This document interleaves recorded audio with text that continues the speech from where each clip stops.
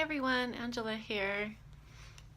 Today I wanted to talk about self-love and boundaries and what it really means to have self-love and healthy boundaries. I've been seeing this quite a bit lately. I've just been observing kind of where people are at in their own little missions. And there was a post today from a girl who was talking about how her and her twin flame were in a relationship, and well, she wanted a relationship, he doesn't want a relationship, he only wants sex, like that whole spiel, right? And she's like, but he's my twin flame. And this, it really made me think about how when we don't have any boundaries, what kind of painful situations that we get ourselves into. I know for me, when I didn't have any love, any self-love, or any boundaries, I found myself in a lot of really, really, really, really painful situations and relationships. And so, trying to help this girl see where she's lacking boundaries by putting up with this guy in the first place really got me thinking about how many other women, especially, I run into a lot that don't have healthy boundaries. And it's just, I think it's really the core of self-love to have boundaries. If you don't have boundaries, you're not loving yourself.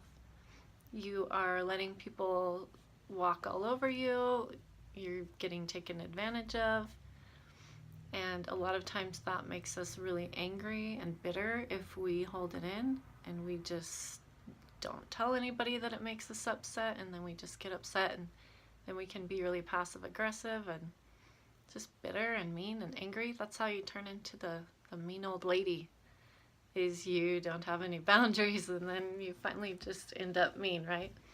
So boundaries is the core of self-love. If you don't have healthy boundaries, you're lacking in your self-love game. So make sure that you're being aware of what you're tolerating, what you're putting up with, what you're allowing into your environment, and make sure that that energy feels good to you.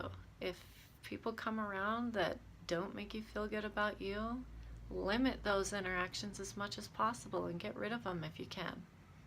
Try to make it to where, you just have a lot of healthy, positive people in your life. Because I noticed when we don't have boundaries, we really seem to attract a lot of toxic people.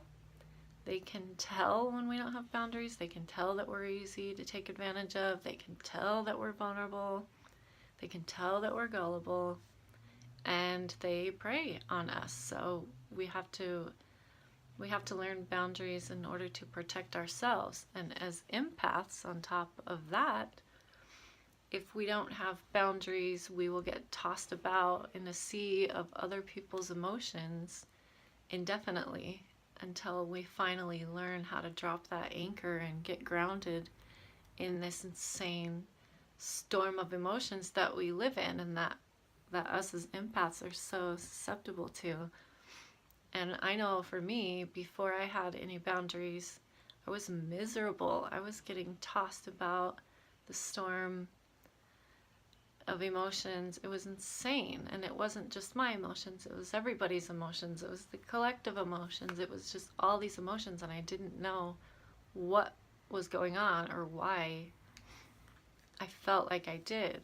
But since I've learned how to really, really ground myself and to enforce boundaries and have boundaries in the first place, then it's really strengthened my self-love.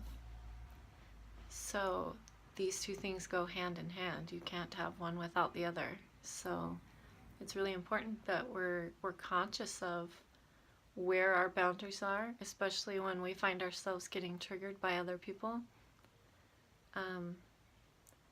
How we're allowing people to treat us, where's our level of self-love?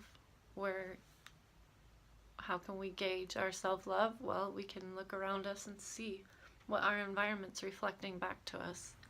And if it's not good things and we're feeling taken advantage of and screwed over and dinked around, it's time to do that inventory again. So, I don't know, maybe a little reminder for some and a little knowledge for others, but I definitely have been down the path of self-love, and I think that it's one of the greatest journeys there is when you do truly find it, but it's incredibly painful getting there.